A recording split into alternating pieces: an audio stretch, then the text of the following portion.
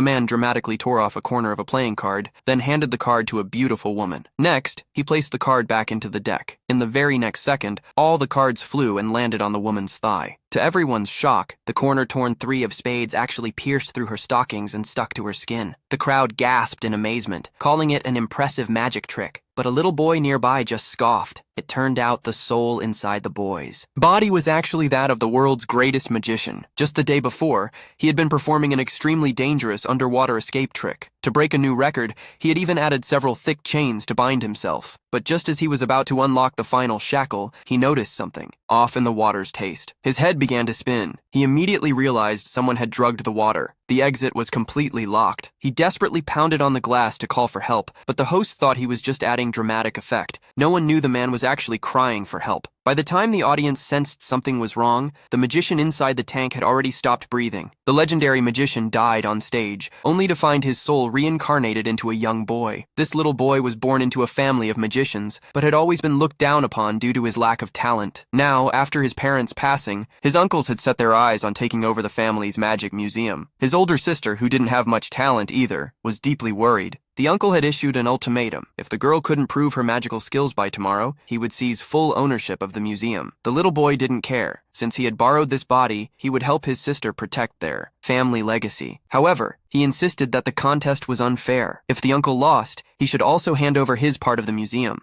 Everyone laughed at his words, thinking the child was just being naive. The uncle's 2 sons eagerly accepted the challenge, proposing a magic contest against the girl, agreeing that the winner would inherit the museum. None of them realized that the boy standing before them was now the reincarnation of a top-tier magician. The first round of the contest was called Magic Restoration. One side would perform a trick, and if the other could expose how it worked, the performer would lose. The sister, not trusting the boy yet, volunteered to go first. She brought out a giant playing card, waved her hand gently, and a large hole appeared in the center of the card. She reached through the hole and pulled out any object she wanted. Even more astonishingly, she then removed the hole itself and restored the card completely. The audience was amazed, praising her trick as brilliant. The girl was confident this round was hers, but the little boy immediately saw through it. The trick was just a fusion of 2 classic illusions with nothing original. As expected, his cousin watched her performance and smirked. He went on stage, effortlessly replicated the exact same trick, and received thunderous applause. Then he showcased his signature move. He invited a beautiful woman on stage, had her pick a card and tear off one corner,